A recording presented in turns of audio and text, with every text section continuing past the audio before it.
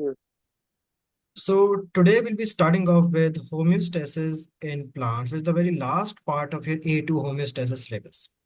Now it is as important for plants as it is for animals to maintain a constant internal environment. For example, mesophyll आवाज cells आ रही है आपको मेरी? require a constant supply of carbon dioxide. क्या चीज? Sir आपको आवाज आ रही है मेरी? हाँ जी आ रही है. It's clear. Yeah. ठीक है। ठीक है. So for example mesophyll cells हैं. अब जैसे एनिमल्स को हर वक्त एक कांस्टेंट इंटरनल एनवायरनमेंट मेंटेन करना होता है, उसी तरह it's important for the plants as well to maintain a constant internal environment.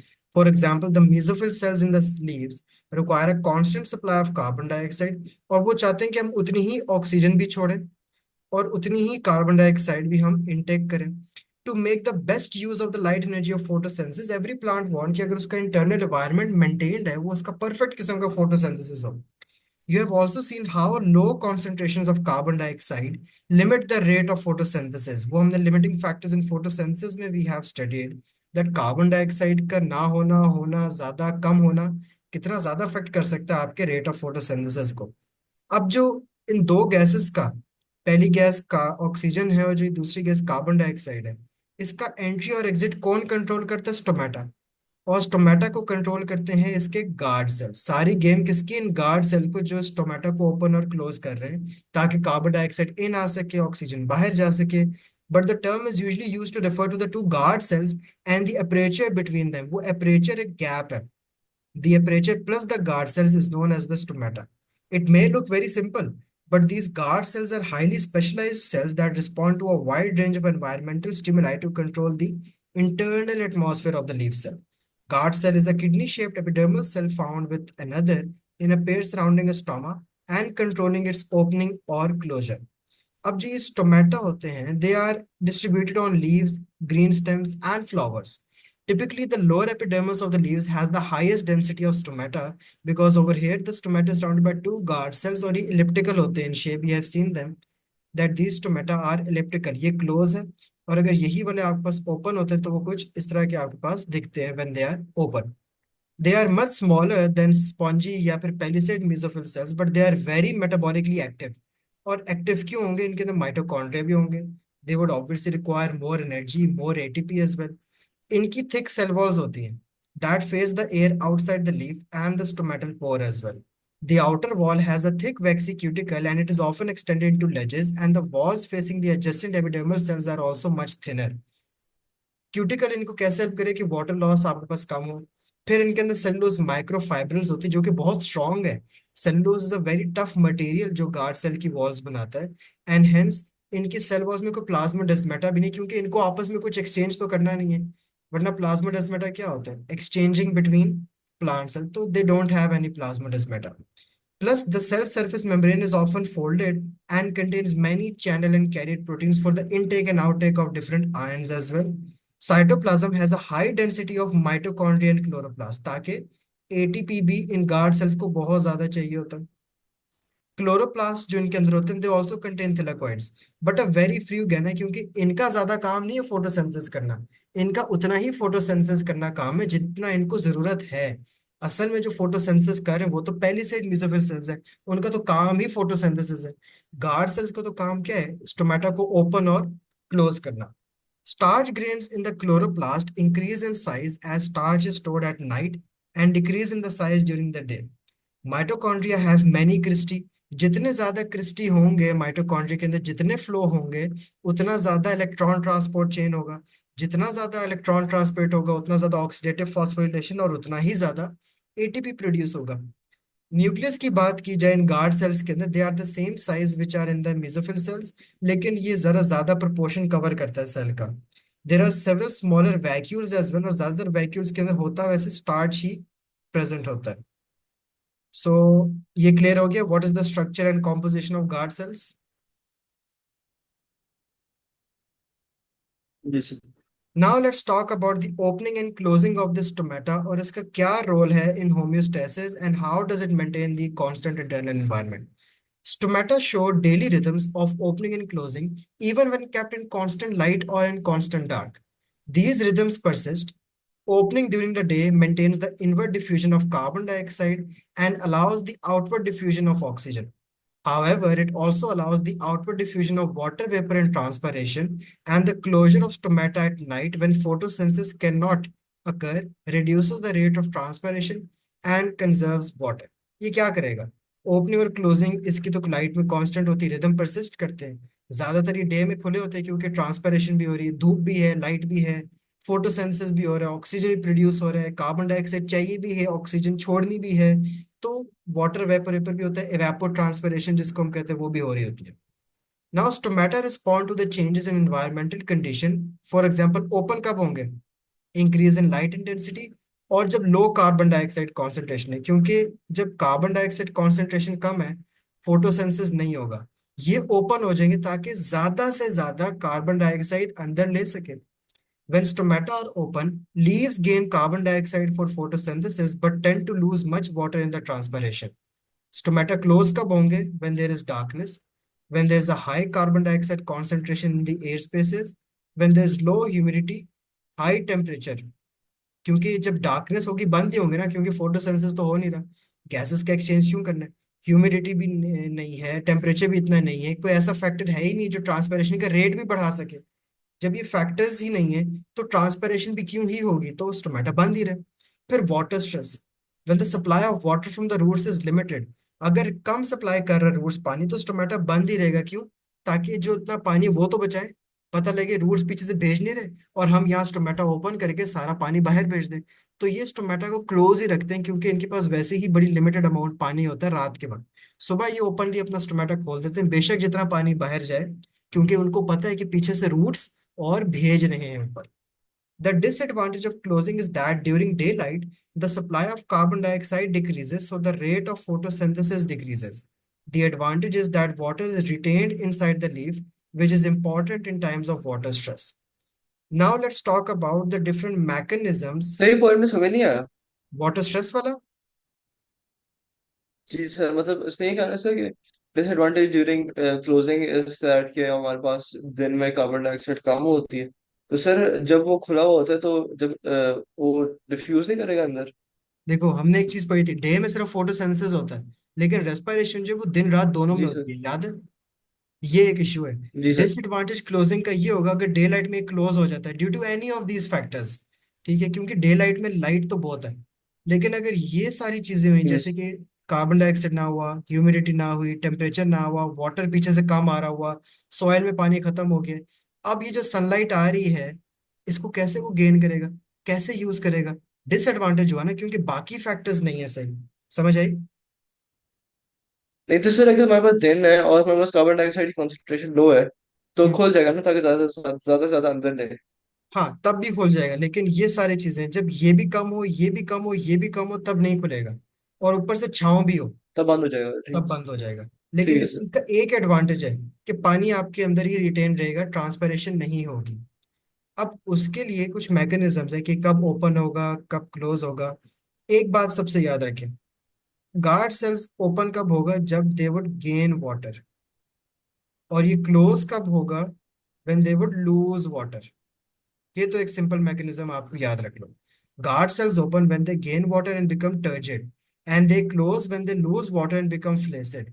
Guard cells gain and lose water by osmosis. जब gain होगा खुलेगा, lose होगा बंद हो जाएगा। A decrease in water potential is needed before water can enter the cells by osmosis. अगर हमने opening की बात करें, हम चाहते हैं कि स्टोमेटा के अंदर पानी आए।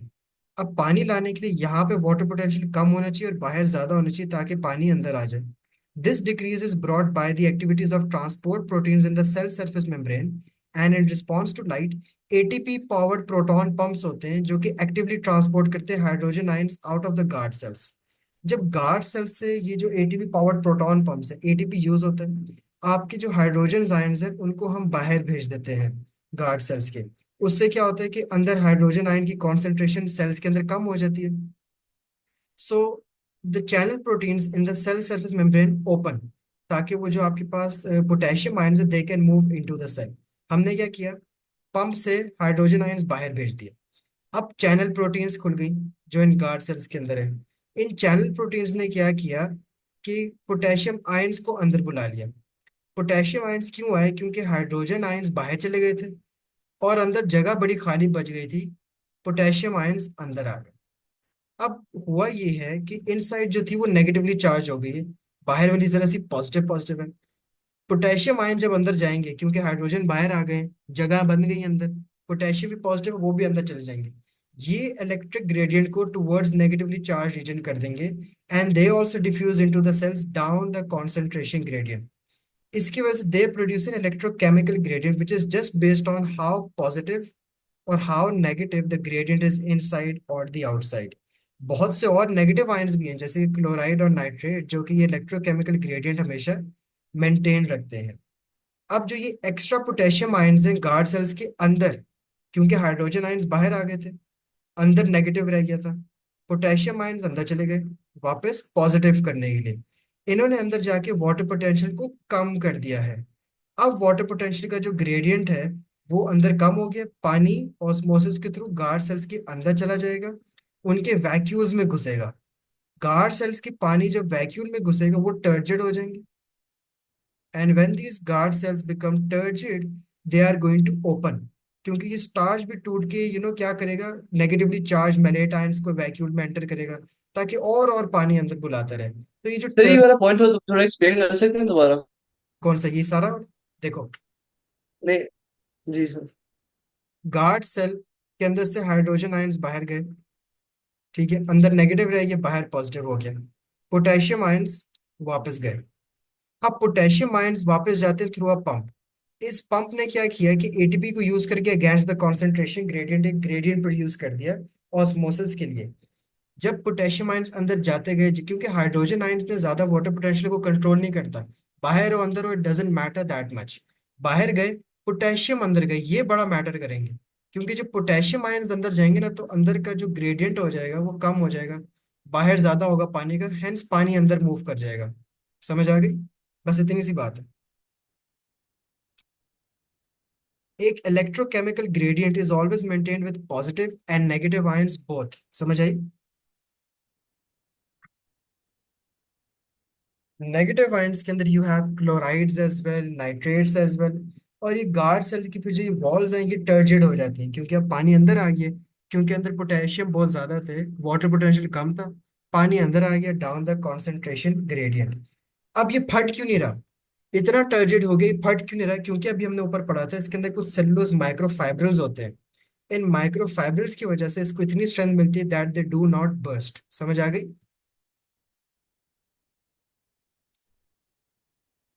अभी मैं एक वीडियो से भी समझाता हूँ। इज इट जी क्लियर टू? सर समझ आ गई। गुड है। बस सर यही है ना सर कि हम्म, सिंपल वही हो रहा है सर कि जो मतलब आयंस का एक डिफ्यूजन ग्रेडियंट सेट हुआ हुआ है, बिल्कुल इस बिल्कुल। तकरीबन इस तरह है ना सर? जितने आयंस अंदर होंगे उतना पानी अंदर वाटर पोटेंशियल कम होगा, इसलिए पानी को अंदर जी जाना सर। पड़ेगा। इंस्टेड सेल्स तो वो फटते नहीं है, क्योंकि सेलुलोज माइक्रोफाइब्रस उनको इतनी स्ट्रेंथ दे देती है। माइक्रोफाइब्रिज्म। एग्जैक्टली जी सर ये समझ आ गया। टर्जिड हो गए हैं, and since the end of the two guard cells are joined and the thin outer walls bend more readily than the thicker inner walls, guard cell curve से हो जाते हैं। आउटर वॉल ज्यादा बेंड कर जाती है इस तरह करके, इनर वाली कम बेंड कर पाती है, तो उनकी शेप ऑटोमेटिकली ना थोड़ी सी इस तरह सी हो जाती है। तो it's like a pair of bananas, और you can call it a pair of kidneys जैसी शेप हो जाती है। Now let's talk about closing mechanism क्या है। स्टोमेटा क्लोज कब होगा? when hydrogen ion pumps protein stop and potassium ion leave the guard cell। अब पोटेशियम आयन गार्ड सेल से बाहर, बाहर जा रहे हैं। इससे क्या मतलब होगा, सर ग्रेडियंट। जब बाहर जा रहे हैं तो अंदर वाला वाटर प्रेशर ज्यादा हो गया है, तो वो एग्जैक्टली हाइट लो, पानी बाहर चला जाएगा। एग्जैक्टली, ठीक है, ये हो जाएगा आपके पास। इससे क्या होगा, chloroplast would be converted back into starch। Now there is a water potential gradient in the opposite direction, they are going to become flaccid and the stomata is going to close।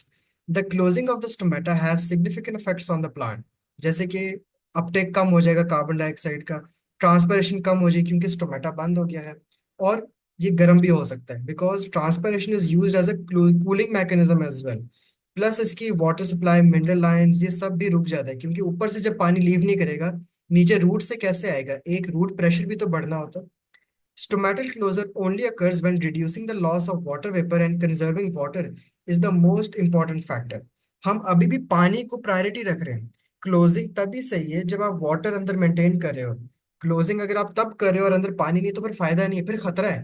Closing कर रहे हो तो अंदर पानी maintain रहे फिर। अब इसको हम कहते हैं वाटर स्ट्रेस। वाटर कम होने का स्ट्रेस, एक होता है ना स्ट्रेस होता है बंदे को कि यार कम ना हो जाए कोई चीज। प्लांट को भी स्ट्रेस है कि अगर मैंने अपना स्टोमेटा बंद हो गया, मैं स्ट्रेस में ना आ जाऊं। The hormone abscisic acid is produced in plant to stimulate stomatal closure.